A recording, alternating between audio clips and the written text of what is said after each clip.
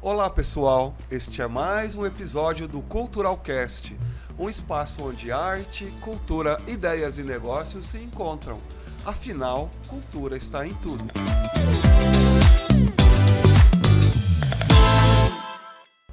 E antes de iniciarmos a nossa entrevista de hoje, eu quero agradecer aos nossos patrocinadores, Instituto Canopus, fomentando e incentivando a cultura em Mato Grosso e no Brasil, Venezia Móveis, preparando ambientes com qualidade e exclusividade, Restaurante Maison Paris, com menu executivo todos os dias aqui no piso térreo do Goiabeira Shopping, e é claro, o Goiabeira Shopping, o nosso grande apoiador. E quero também pedir a vocês que nos sigam, curtam e compartilhem no YouTube, Spotify e Instagram, @culturalcast, um podcast de cultura. Lembrando que cultural é com 2 L's. Bem-vindos ao Culturalcast. Eu sou Maria Ercília. E eu sou Kelson Panosso, e juntos temos mais de 40 anos dedicados à arte e à cultura em Mato Grosso e Brasil.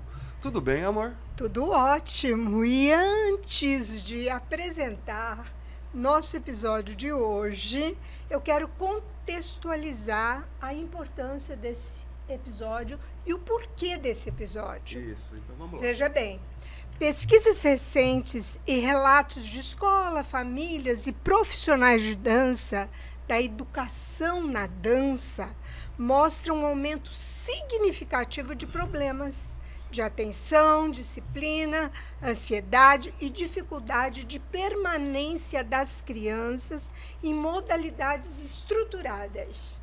O excesso de telas, principalmente a pressa constante e a falta de movimento, tem impactado diretamente o desenvolvimento emocional e cognitivo das crianças.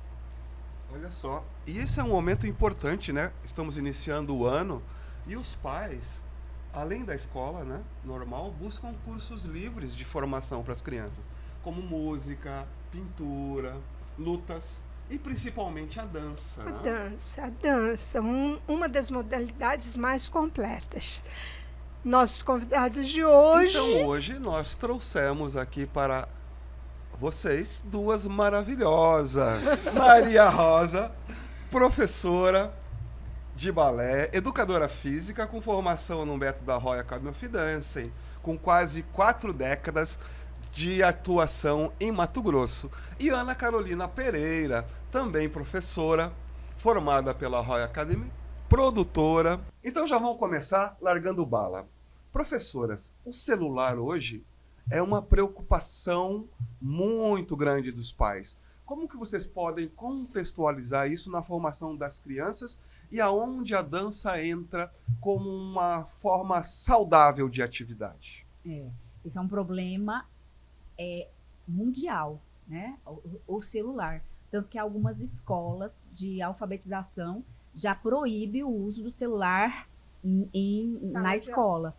Porque como tudo é muito veloz relacionado ao celular e a coisa do ficar passando, rolando algo para conhecer, faz com que as crianças não tenham paciência do aprender.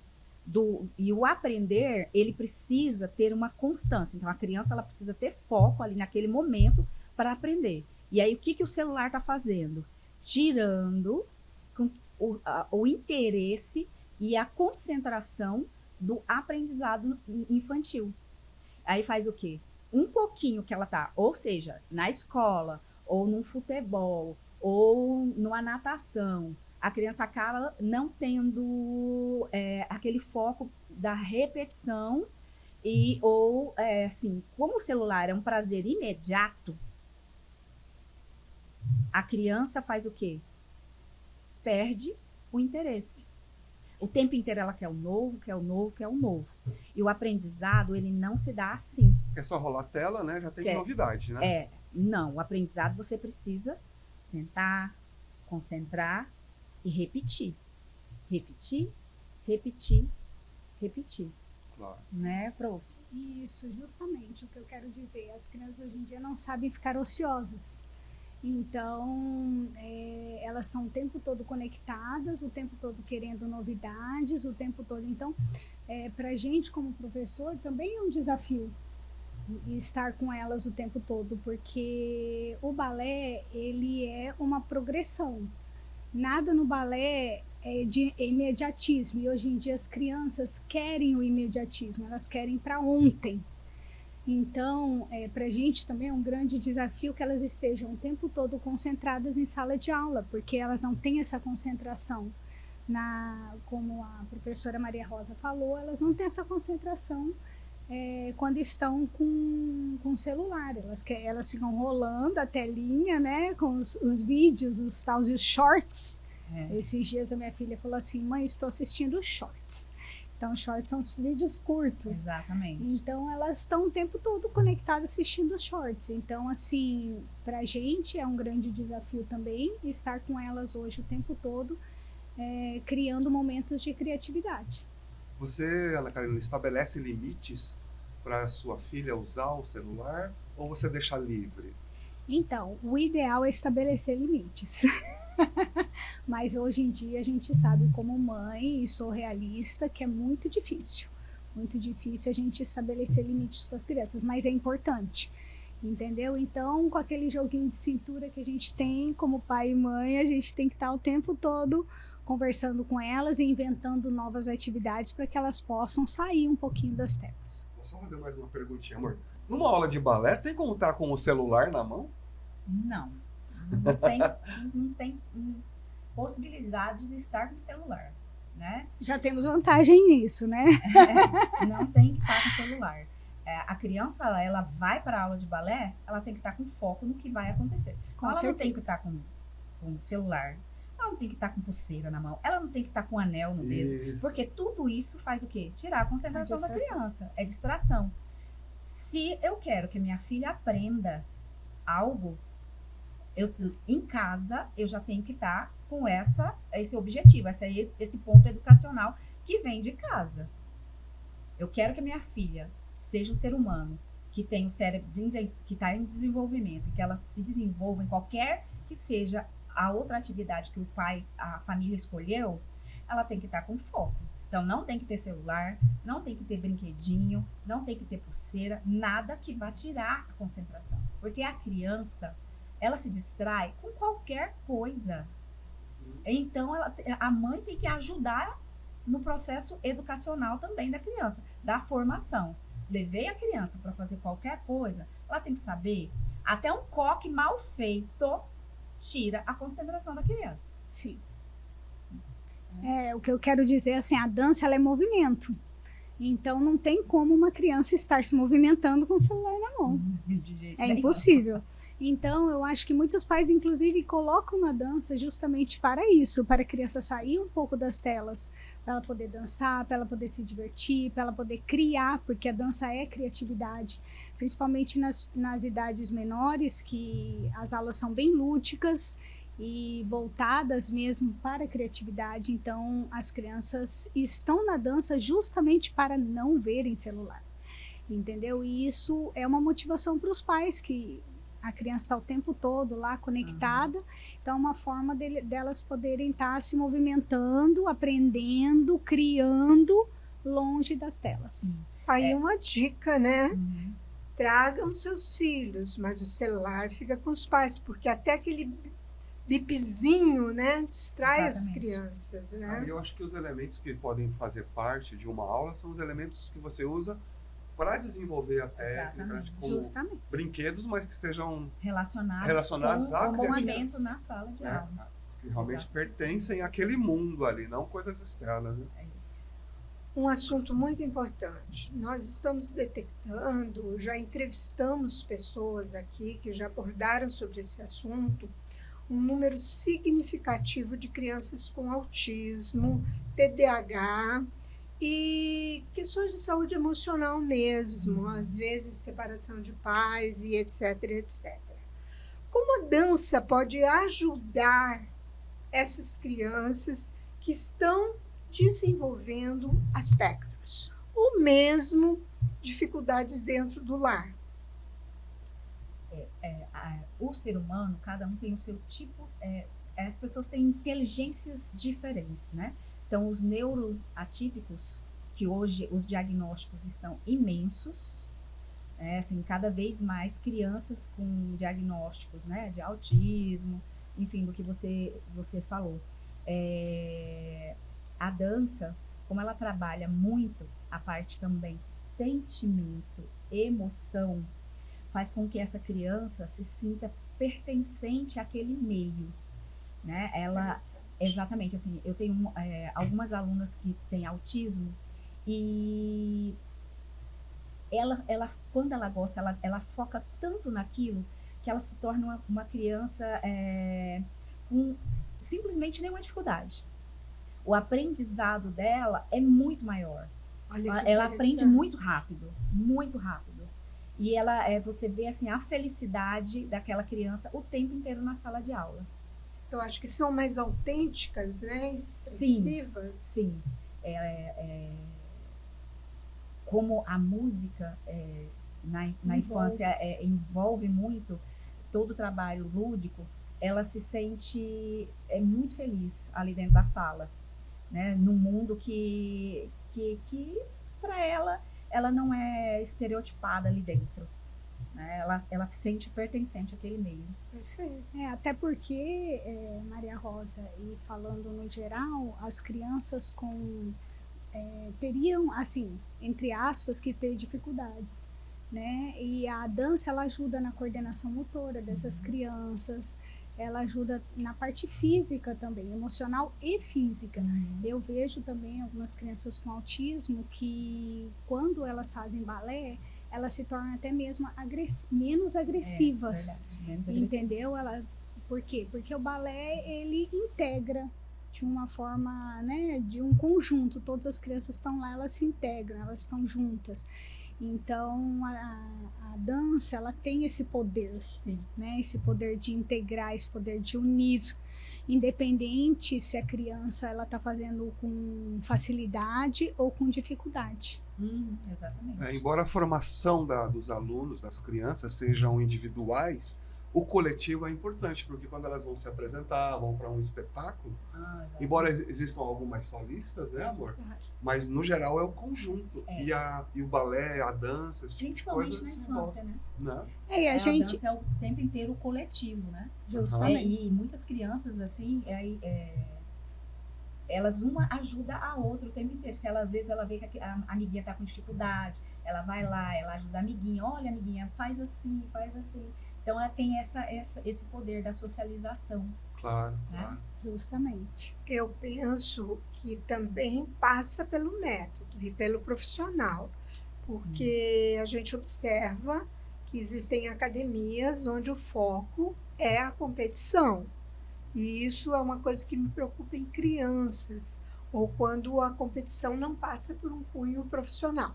Justamente. Porque se é profissional, tudo bem, vamos competir em cena, no palco. Agora, na sala de aula, essa forma de lidar com as crianças tem que ter muita atenção dos professores, né? Na verdade, eu acho que é a metodologia, depende muito da metodologia, né? Porque existem várias metodologias hoje em dia. Tem a Royal Academy of Dance, que ela é uma metodologia mais didática, entendeu? Voltada para a progressão da criança a partir de 2 anos e meio de idade, porque a gente tem o nível mais... As crianças estão cada vez mais cedo na dança. Então, a Royal Academy, ela consegue essa progressão da criança de acordo com a sua idade, de acordo com a sua capacidade física, emocional, entendeu? Enquanto que as outras metodologias, como a Vagana, a Varquequete, elas buscam mais o lado profissional mesmo, entendeu? O foco deles não é essa progressão, mas sim buscar alta performance em palcos, em competições e tudo mais. E a Royal não, ela tem mais esse lado voltado para a progressão e o desenvolvimento. Ela respeita a formação, o desenvolvimento infantil. Então, quando você estuda a Royal, você vê que todo o trabalho é feito por pessoas que o tempo inteiro estudam o desenvolvimento infantil, o desenvolvimento motor de cada fase da criança, do pré-adolescente, do adulto. E emocional também, exatamente. o lado emocional também, porque uma criança, por exemplo, de 10 anos de idade, vamos colocar um pouquinho mais velha, ela tem a capacidade para aquele desenvolvimento, enquanto que uma criança de 5 anos, ela tem para outro. Então, existem formas de lidar com essa criança diferente. Exatamente. Entendeu? E hoje em dia a gente vê também muitas crianças muito novas já fazendo solos de profissionais, entendeu? E isso não é correto. Porque a criança ela não é só o físico, ela pode ser perfeita, ela pode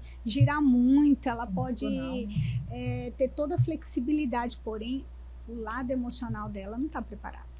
Eu entendo. Talvez aí seja antecipar um amadurecimento artístico e técnico que a criança ainda poderia desenvolver de outras formas. Para quem não conhece, para quem não entende, mas busca uma escola de dança para sua filha, para o seu filho, eu quero deixar uma coisa assim esclarecida aqui. A Royal Academy of Dancing de Londres tem mais de 100 anos de fundação e forma e trabalha com estudantes, alunos, professores em mais de 80 países no mundo todo. E o seu diploma, os seus diplomas de qualificação, tanto de bailarinos quanto de professores, são reconhecidos no mundo inteiro. E eles têm um processo permanente de formação e de qualificação, tanto de bailarinos quanto de professores. Nós aqui, que somos todos os 4, somos formados pela Royal, nós temos o tempo inteiro que estar conectado a isso. Atualizando. Ok? Atualizado. Exatamente. Eu observo, Ana Carolina e Maria Rosa, que os pais, nessa dinâmica de cuidar dos filhos hoje em dia, que não é fácil, não é uma tarefa fácil, né? E eu nem separo pai ou mãe, porque a gente vê ambos neste papel, né? E eu observo que eles não são bem embasados sobre metodologia. Eu vou colocar a minha filha numa dancinha, né? E eu gostaria, Ana Carolina, que você deixasse claro qual a diferença da formação como bailarino e como professor, porque são coisas muito diferentes. A gente observa que algumas alunas com diploma de 3º grau, 4º grau, já se intitulam professoras. É um pouco polêmico, mas nós precisamos levar para o nosso público essa informação. Eu ter um diploma como estudante é a mesma coisa de eu ter um diploma como professora formada pela Royal? Não. Já muito respondendo, bom. Então, é como uma formação de um profissional que vai dar aula de matemática, entendeu? Ele acabou PhD e sabe tudo de matemática e começa a dar aula de matemática? Pode? Não, não pode. É a mesma coisa, tá? Então, uma bailarina, ela estudou para ser bailarina, para dançar. Claro que ela aprende muito sobre técnica, aprende muito sobre várias coisas, mas ela não tem a formação adequada para ser professora, porque ser professor não é só saber dançar balé, não saber os passos, saber um plié, um tandi, um glissé, um rondejambe, não. Quando a gente entra numa formação de professor de dança, a gente aprende vários lados da dança. A gente aprende a parte técnica, óbvio, mas também a gente também aprende a parte psicológica, a gente aprende a parte de musicalidade, que é importantíssimo dentro da dança. Então, são vários quesitos para você se tornar um professor de dança. Então, são formações diferentes. Uma bailarina para dançar, um professor para ensinar. E isso a Royal deixa muito claro mesmo. Porém, hoje em dia, né, a gente vê muito a proliferação da dança, não só dentro de escolas de dança, mas em escolas normais. E normalmente esses profissionais, não vou dizer todos, não têm formação. Não tem formação. E os pais, eles não estão preocupados em saber se o profissional é formado ou não. Eles estão preocupados em colocar as crianças o máximo em atividades para que eles possam buscar mais tarde na escola, para que eles possam ter mais tempo, entendeu? Uma questão até de sobrevivência de correria familiar também, deles. porque hoje em dia está muito corrido, hoje em dia o ser humano está com muitas, né, atividades e tudo mais. Então, assim, eu vejo que existe mesmo essa dificuldade dos pais de buscarem bons profissionais. Dentro E isso é importantíssimo. Certo, desculpa te interromper, que fiquei assim muito interessada nesse assunto, sempre fomos, né? Muito interessados. Dentro da Royal Academy, um bailarino vai até que nível para formação? Então, na verdade, nós temos vários níveis dentro da Royal, das crianças. Começa pelo Dance on Your Own Tune, que na verdade é um pré-school, né? Uma pré-escola, vamos dizer assim. Sim. E aí eles vão subindo para o pre-primary, primary, grade 1, 2, 3, 4, 5, até o 5º grau. E depois do 5º grau nós temos alguns graus que são, a gente não diz opcionais, mas são graus mais dançantes. E quando chega numa fase em que a criança, eu não quero ser bailarina profissional, eu quero dançar. Então nós temos os high grades, que são chamados, que é o 6º, 7º, 8º grau. Mas, porém, quando o bailarino quer ser um profissional, ele vai para os vocacionais, né? E nos vocacionais nós temos o Intermediate Foundation, Intermediate, Advanced Foundation, Advanced 1, Advanced 2. Então, são todos esses graus para o bailarino poder se tornar um bailarino, não um professor de dança, ok? E se a aluna se destaca ainda, dentro do Advanced 2, uma bailarina excepcional, ela pode fazer o solo SEAL, que é um exame de solista dentro da Royal, que abre um caminho para grandes companhias e tudo mais. E como professor? Como professor, a Royal recém mudou o nome do novo nível, mas são 2 anos de formação de professor.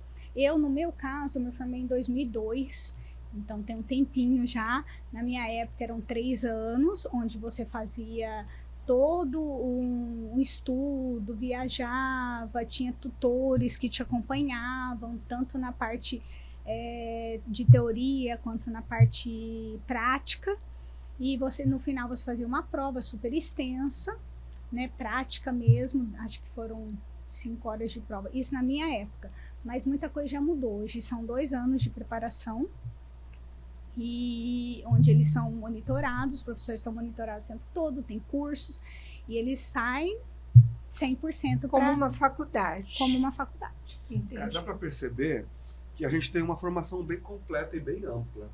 A pessoa pode estudar desde o seu mais tenra idade, 2 anos e meio, e seguir toda uma carreira, seja de formação de bailarina e depois como professor. Eu queria perguntar para vocês se vocês já tiveram alguma história marcante de transformação na dança nesse período que vocês atuam já há bastante tempo, as duas, né? De alunos? De aluno ou pessoal? Pode ser pessoal e pode ser de alunos.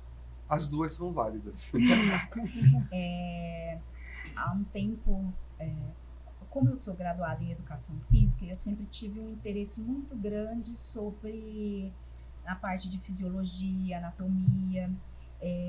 Eu observo o aluno na sala não só relacionado à parte técnica, assim, é o aluno para a vida. Como um todo. A dança como um todo para a criança que vem fazer a aula. Eu tive uma vez uma história que uma mãe veio me agradecer muito pela observação que eu fiz para ela, da filha. Eu disse para ela assim, olha, eu vejo que sua filha ela não está conseguindo manter o equilíbrio, eu estou vendo que a coluna dela não está organizada, ela sempre está jogando peso para um lado, então seria interessante levá-la ao ortopedista, porque me parece que ela está desenvolvendo uma escoliose. A mãe levou a criança no ortopedista e depois ela voltou assim me agradecendo, Porque se ela não tivesse levado a filha dela naquele momento, a filha seria um caso cirúrgico de escoliose congênita. Essa que a criança já nasce com escoliose e se ela não faz essa correção no tempo antes da adolescência, depois ela não tem o que fazer, só caso cirúrgico. Isso então confirma, né, amor, que realmente um professor de dança, de balé, ele tem que ter um olho clínico. Sim. E observar cada aluno, cada aluna com o maior cuidado, com o maior carinho, porque não é só fazer plié, battemantadi, que são passos do balé, ou piruetas e saltar. Realmente tem toda uma formação humana, né? Física e psicológica. Inclusive nós estudamos, né, a anatomia do ser humano para a dança. Por quê? Porque cada criança, a gente fala que é um coletivo, né? A gente tem um olhar coletivo para todos, mas a gente também tem que ter um olhar individual. E tem criança com pernas em X, né? Que na ortopedia eles falam super extensão de pernas. Então a gente tem crianças com perna em X, a gente tem crianças com a perna abaulada. Então tudo isso, crianças com escoliose, com lordose. Então, se a gente não tiver esse olhar apurado, até porque a criança ela tem um desenvolvimento ósseo até os 10 anos de idade. Então, se a gente não tiver um trabalho bem feito com essas crianças até os 10 anos de idade, nós mesmos, como professores, podemos desenvolver situações físicas nas crianças. Entendeu? Se a gente não tiver esse olhar apurado Aí na entra criança. uma coisa interessante, né? Que é o uso do sapato de ponta para as meninas, né, amor? Isso é uma coisa muito... um assunto muito complicado. Polêmico. Teria que ter um outro episódio para falarmos sobre isso. Exatamente. Que é algo muito importante.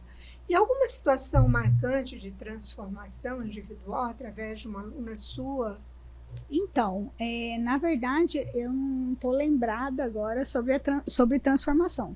Mas, assim, eu dou aula há 30 anos. Não então, parece. Então, eu recebo depoimentos, relatos, às vezes, no meu Instagram, de ex-alunas que, porque fizeram balé, hoje em dia elas têm um lado mais, assim, de postura com a própria profissão delas, né? São diferenciadas na parte de educação, na parte de postura, em qualquer profissão. Então, eu acho que justamente disciplina, né? O balé, quer queira ou não, ele dá uma rotina pra gente, ele dá uma disciplina, uma organização. Então, volte e meia eu recebo, sim, relatos de alunos, ex-alunos, me agradecendo porque eu fui professora delas. De uma forma generalizada. Eu quero voltar um pouquinho, porque eu acho um assunto extremamente importante. Ela tem um conhecimento de dança dentro da Royal Academy, uma especialização nisso. E você que trabalha as crianças nas escolas normais, né? Existe uma diferença de uma criança que faz balé dentro de uma escola de balé, né, especializada, e dentro de uma escola normal. Qual é a sua experiência em relação a isso? Como tratar essas crianças? Maria Ercília, o problema maior nas escolas de alfabetização são professoras que se dizem professoras que não têm conhecimento para dar aula. Minha opinião, o maior problema é a falta de conhecimento para dar aula. Então, não são os espaços, não são as diretoras? Não. É a falta de conhecimento para dar aula. O que acontece hoje em dia é que a pessoa faz 1 ano, 2 anos de balé e vai dar aula. Esse é o maior problema. Sim. Se você quer Concordo. ser professora, você tem que estudar para ser professora. E 1, 2 anos de balé não dá ninguém conhecimento para dar aula. Não dá conhecimento. Então, se eu quero ser professora de balé, então estude. Você precisa estudar. A diferença principal é saber dar aula. A principal. Posso ir lá no colégio dar aula? Posso, mas eu tenho que ter conhecimento. Tem que ter currículo. E conhecimento passa por um método. Amor, eu estou vendo aqui sobre disciplinas, limites e afeto. E aí eu vou permanecer, depois a Ana Carolina se coloca nesse sentido, porque é um mundo de liberdade, onde a gente não sabe direito o que falar, o que fazer, se pode repreender uma criança, se não pode repreender, né? Inclusive os professores estão bastante limitados nessa questão. Como que vocês conseguem administrar esse pode, não pode? Isso que eu nem vou entrar nessa questão dos gêneros, tá? Vamos nos basear nessa questão da disciplina, limites e afeto. Em sala de aula, disciplina é essencial, mas uma disciplina com carinho, não a disciplina de general ou imposta, com palavras agressivas. Não, eu posso dar disciplina na sala de aula, mas com amor, com educação, com palavras que vá trabalhar o cérebro daquela criança, que ela consegue fazer a movimentação. A criança, ela gosta do limite. A criança gosta do limite? A criança gosta do limite. Gosta. Gosta. Verdade. Não é? Eu concordo ela gosta com da isso. disciplina. Ela precisa. Ela mesma mostra que ela quer. Interessante. Então, eu, na verdade, acredito que as crianças hoje, elas estão emocionalmente afetadas de alguma forma. Seja pelo celular, seja por famílias que se desestruturaram. Então, a gente como professor, a gente sim tem que colocar um limite, uma disciplina em sala de aula, mas também ser afetuosos, como a Maria Rosa falou. Porque a gente não sabe qual a necessidade daquela criança. Por que a criança está agitada? Por que ela está agressiva? A gente não sabe. Tem que ter uma voz de comando. A gente tem que ser. Durante a aula, a gente tem que ser firme com elas, não pode também colocar no colo só, mas também a gente tem que ser uma professora afetuosa, que entende o lado da criança. Porque a parte emocional. Conforme você vai conhecendo a criança, você vai entendendo como ela é.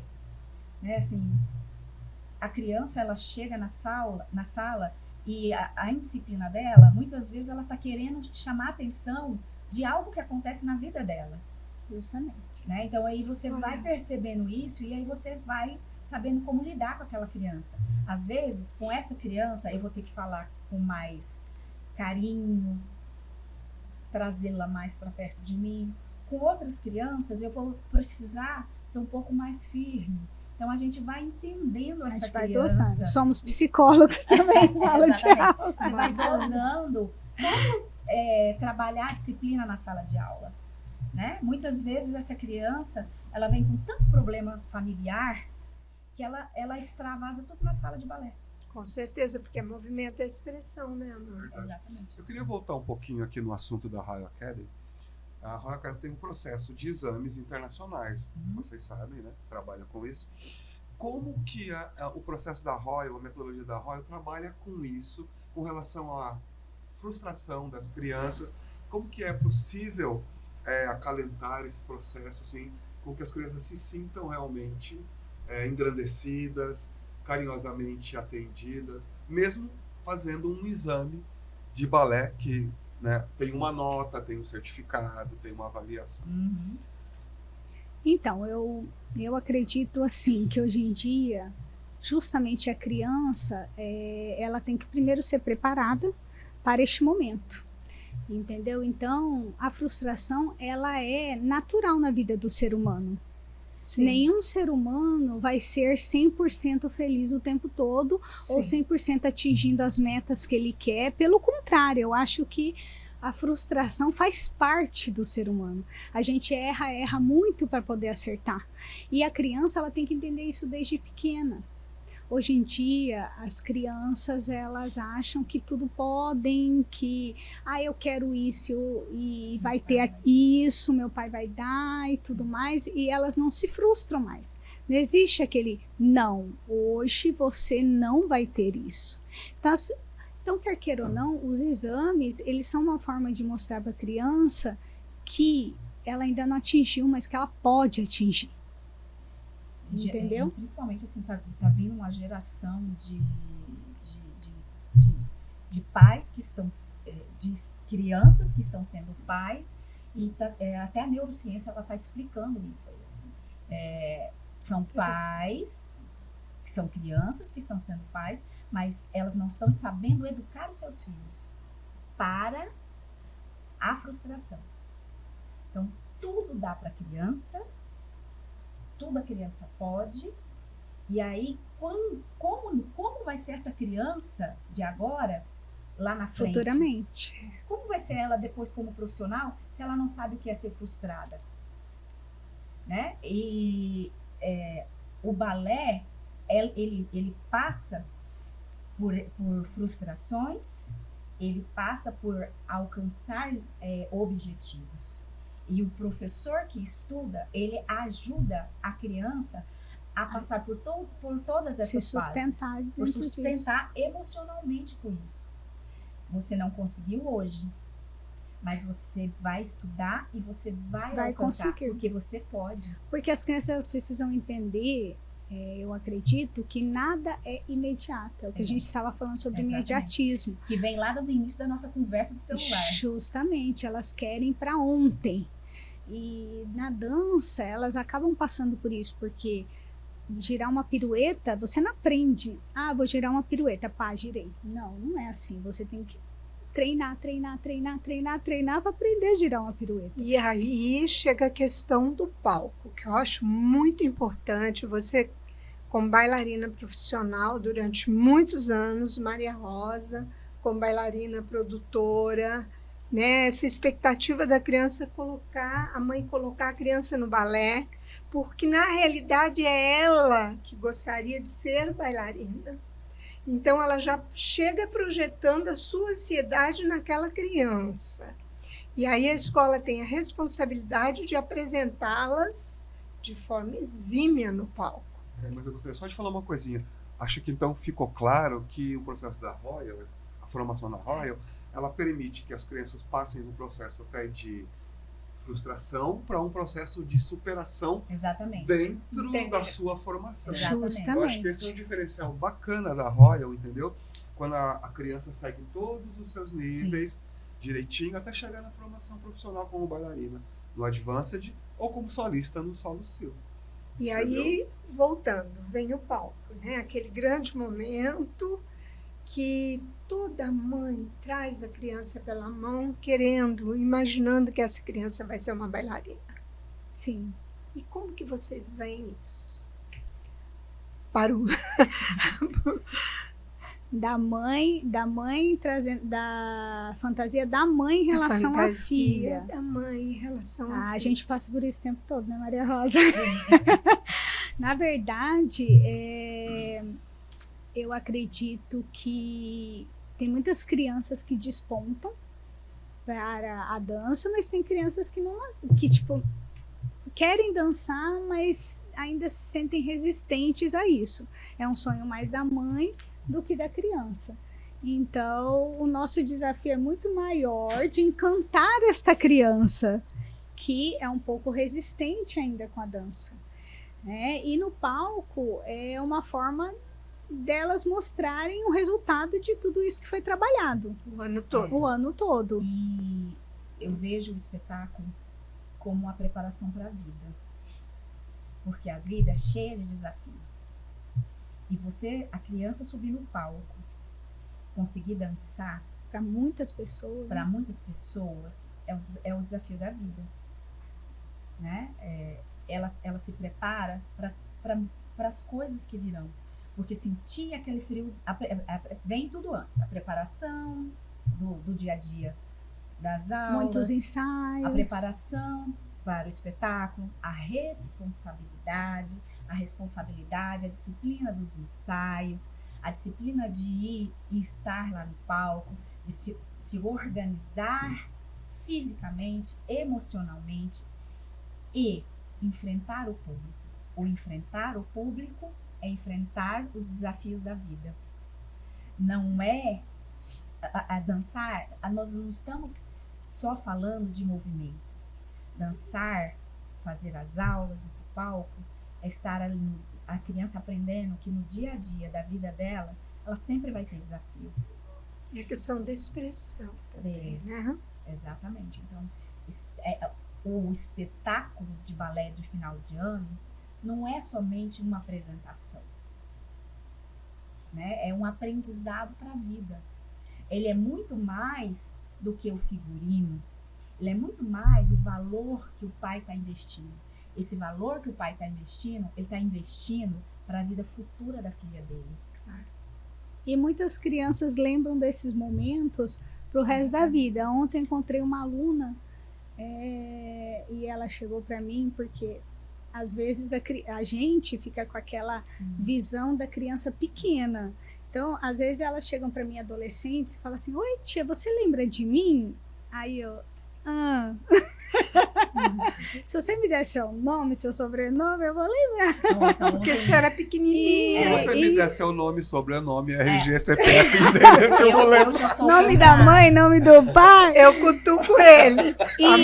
Amor. E assim, a gente conversando, né? Ela falou, então, eu dancei com a senhora, e não sei o que lá, toda feliz. Aí ela falou, eu sou fulana, né? Tudo. Aí eu lembrei dela e ela falou assim, eu lembro daquele espetáculo que a gente, da Bela e a Fera, que a gente fez. Então, assim, o espetáculo, ele é uma memória para a vida inteira da criança. E ela tinha o quê? A Isabela, acho que tinha 7 anos de idade, 6 anos de idade. Hoje ela tá com 20 e poucos. Ai, meu Deus, eu não posso falar essas coisas, né? Mas ela, pro resto da vida, uma memória, o espetáculo é uma memória da criança para o resto da vida. Exatamente. Com certeza. Eu sou uma pessoa que tenho mais memória de fisionomia. Nome eu já tenho mais dificuldade para guardar. Mas eu também. Ontem eu trabalhei numa festa e encontrei uma menininha que fez balé comigo. E eu olhei para ela e falei assim, oi, Júlia. Ela ficou olhando para mim e eu falei assim, eu tô vendo que você não vai lembrar de mim, mas eu sou a professora Maria Rosa. Aí ela ficou olhando, aí ela olhou e falou, você foi minha professora de balé. E aí nós começamos a conversar, e aí ela me abraçou, e aí ela, é um momento que elas agradecem a nós. Justamente. É rico. Tem uma coisa de gratidão, né? Sempre. Meninas, diante disso, por que vocês acham que parte da sociedade ainda considera estudar dança, estudar balé como algo supérfluo? E como que a gente pode mudar essa mentalidade? Então, eu acho que a dança, mesmo hoje em dia você vendo ela em projetos sociais, em várias outras situações, ela é vista como uma coisa cara, como algo caro para os pais. Então, eles preferem investir numa formação no inglês, preferem investir em outras categorias do que investir na dança. Mas o que eu sempre digo, sempre digo, a criança, ela precisa de uma atividade física. Ela precisa. E a dança, ela é uma atividade completa. Não uma natação, não menosprezando a natação nem nada, mas a dança, ela tem tanto o lado artístico, quanto o lado físico, quanto o lado de satisfação. Quando você faz dança, você se sente inteiro, integrado, entendeu? Então, eu acho que a dança, ela é completa por isso, porque ela traz para a criança vários lados, né, Maria Rosa? Sim. Infelizmente, o Brasil, assim, até pela colonização, aí a história vem bem de antes. Culturalmente, os brasileiros são pessoas que não estudam. Se aprofundam, né? É muito profundo, assim.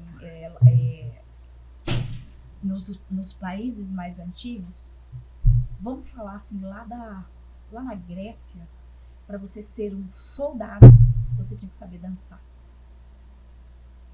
Então, a importância da dança para o corpo humano, ela é tão grandiosa que os guerreiros espartanos, eles tinham que saber dançar. Porque lá fazia já parte da cultura.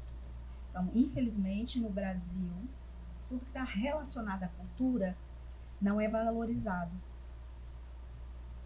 A dança, ela é muito mais do que movimento. É muito mais do que movimento. Se você vai lá na história da dança, antes do homem falar, Ele já dança. é o gesto A criança, gestual, antes de gestual falar, já ela estava lá, dança. já tá lá. A criança, antes De de falar, ela já o quê? dança. É a expressão corporal. Sim. Então, a dança, ela é muito, engloba muitas coisas, Muitas questões. muitas questões. E isso deveria já ser trabalhado nas escolas de alfabetização, Claro. na escola normal. Fazer parte. E aí faria o quê? Com que a sociedade entendesse a importância. Não é só a parte, vamos falar assim, do esporte que vai desenvolver. A dança vai trabalhar todo um outro momento também. Entendo. Né? Aproveitando esse viés, qual que é o impacto cultural de formar crianças através da arte? Para vocês. Ela vai ser uma criança, ela vai ser um adulto muito mais ligado ao estudo, às Organização, artes, à organização cerebral dela, disciplina, disciplina, principalmente o balé, né? criatividade, Sim. né? E sensibilidade. né? Sensibilidade, emoção também. Eu acho que são Entendo. muitos. Eu quesitos. queria 2 exemplos, um exemplo seu e um seu, de profissionais que vocês se espelham ou se espelharam, profissionais a nível nacional, internacional, Na educação, na dança. na dança. Na Bom, dança. eu tenho vários. Pode. Eu tenho vários porque eu nasci dentro da dança. Sou de família de bailarinos, então minha vida inteira foi movida pela dança. Então eu tenho muitos profissionais, inclusive que já dancei com muitos profissionais. Então, primeiramente, como que eu posso dizer? Primeiramente, a primeira. Primeiramente a primeira. Bom, quem que eu me espelho? Bom, a diva maior, Ana Botafogo, eu acho que ela é uma das melhores, sabe, bailarinas e educadoras, e viveu da dança. Se você pega o livro dela e os relatos que ela faz, a história dela, ela viveu da dança, ela viveu para a dança, e até hoje ela está engajada dentro da dança. Então, para mim, a Ana Botafogo, ela é uma referência dentro da dança. Fora minha família. Bacana. Não tem nenhum, assim, sendo brasileiro, não tem como a gente não falar da Ana Botafogo como exemplo para nós, principalmente pelo fato de ser brasileira. E saber o quão longe ela foi, né? Sendo brasileira, quantas e quantas balés de repertório ela representou e quantos bailarinos maravilhosos ela dançou. E levou o nome, né, do Brasil para o mundo. Exatamente, levou o nome do Brasil para o mundo. Então não tem como não ser referência para nós. E diante de tudo que a gente falou, porque o tempo corre, quando se fala de dança a gente nem percebe, eu quero citar aqui o Carlinhos Jesus. Sim. Que hoje é uma referência diante de tudo que vocês falaram, porque ele é exemplo de resiliência, Sim. Né, de cura. Exato. Né? Então, para quem não sabe, ele está passando por todo um processo. Né? Se eu não me engano, fez aniversário essa semana, não foi? Fez. Grande beijo, Carlinhos. Saudade de você. Parabéns. E, enfim, eu penso que ele também é uma pessoa hoje que a gente não pode deixar de citar nesse episódio. Com certeza. Não, porque ele se dedicou muito à dança e passou por esse processo no quadril dele, que ele teve que parar, né, ficar de cadeira de rodas praticamente, mas nunca desistiu de voltar a dançar. Não, uma coisa de... E hoje ele está de pé novamente, mesmo diante de dificuldade, ainda solta uns passinhos, né? E é o grande ícone do samba, da dança e tudo mais. A dança popular brasileira, né? Exatamente. Isso. Meninas, o tempo passa rápido e a gente já vai fazer a última pergunta, mas antes eu quero agradecer novamente aos nossos patrocinadores: Instituto Canopus, Venezia Móveis, Maison Paris, restaurante aqui no Goiabeira Shopping e, é claro, o Goiabeiras Shopping. Foi uma conversa boa, né? Sobre dança, né, amor? Foi Sobre incrível. balé. Incrível. Eu acho que pode render novos podcasts, você não acha? Eu penso, porque a gente está deixando de tocar em vários temas. Vários. É porque né? é um assunto muito amplo. Né? Essa parte artística que é muito Que interessante. envolve também, arte, né? envolve educação, envolve cultura, História. envolve história, formação das pessoas, Sim. né? Daí, quem sabe, poderão surgir umas palestras. Com Vocês já certeza. pensaram de viver também essa proposta? Então, na verdade, eu não sou muito de falar, né? A gente é Mas muito, vai treinando. a gente é muito professor, então a gente fala com os alunos. Nossa, para mim até é difícil estar Foi um aqui nesse desafio. podcast, é um desafio, Exatamente. porque a gente não é muito de dar entrevistas e tudo mais, a gente costuma mais trabalhar dentro de sala de aula, mas é um prazer sempre e tudo é uma questão de treino. Começou Isso hoje. Tudo é aprendizado na nossa vida. Sim. Começar. Amor, não esqueça de dar os nossos presentinhos para as meninas. por favor. Ah, mas você está faltando aquela pergunta muito importante, Maria Rosa. O que é cultura para você? Olha só, esqueci. A cultura. O que é Para cultura? mim é amor. É amor. Amor. Interessante. Amor. É amor pelo que eu faço, é amor pela vida que eu levo, é amor pelo ensinamento que eu passo para as minhas alunas, é amor pela minha família que me colocou, me deu a oportunidade de transformar a minha vida pela cultura, é amor pelas minhas professoras que me ensinou. Então é amor pela vida, é amor.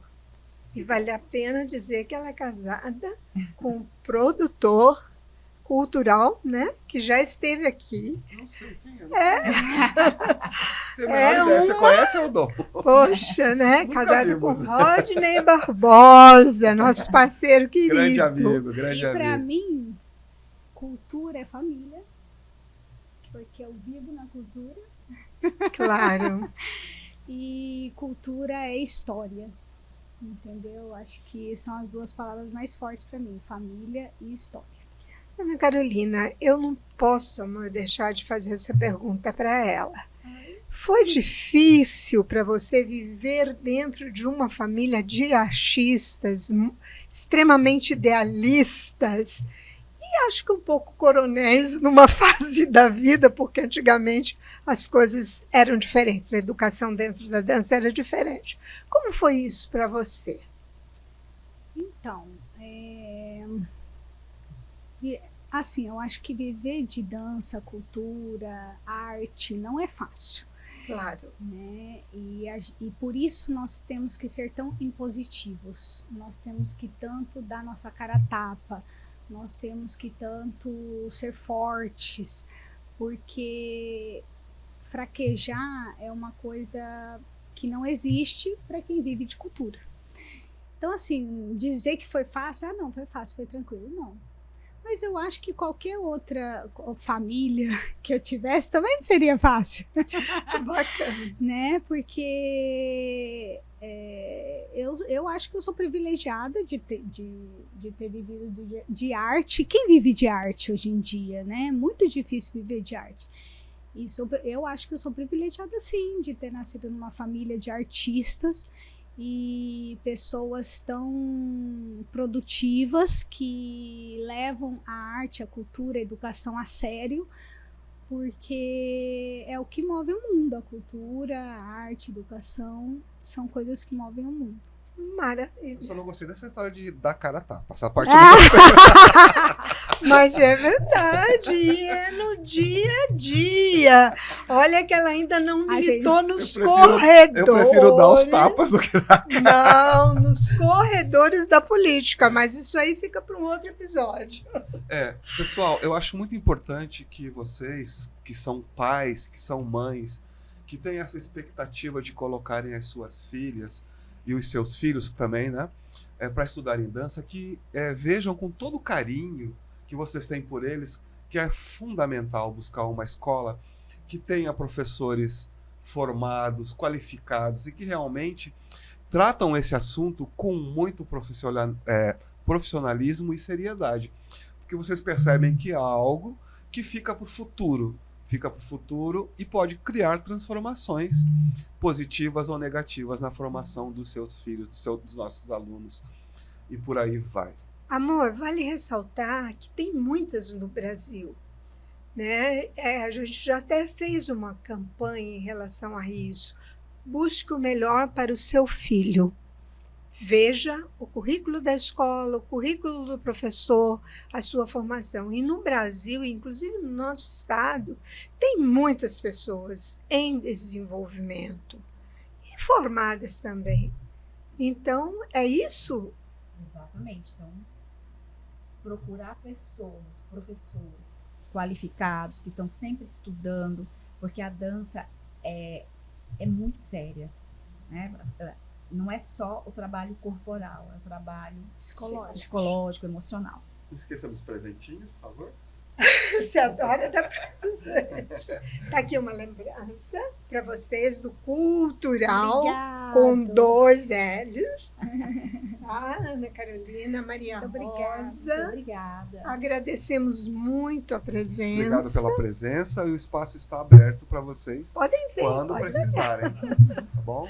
Esse nosso papo de hoje deixa um recado muito importante, que nós não podemos normalizar a falta de atenção, a ansiedade e o excesso de telas na infância.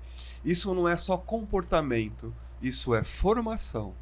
Se você é pai, é mãe, fica o convite ao cuidado. Observa mais, escuta mais, acompanha mais os seus filhos, seja parceiro dos seus filhos, não só na escola, como também na aula de dança, porque eles consomem muito redes sociais. Nós temos como exemplo isso na família, que o tempo todo nós estamos policiando as crianças, né? E a infância não pode ser terceirizada para algoritmos. Arte, cultura, educação, presença não é luxo, são proteção. Atenção, pais, sobre isso. E que esse episódio seja um ponto de atenção e também de ação.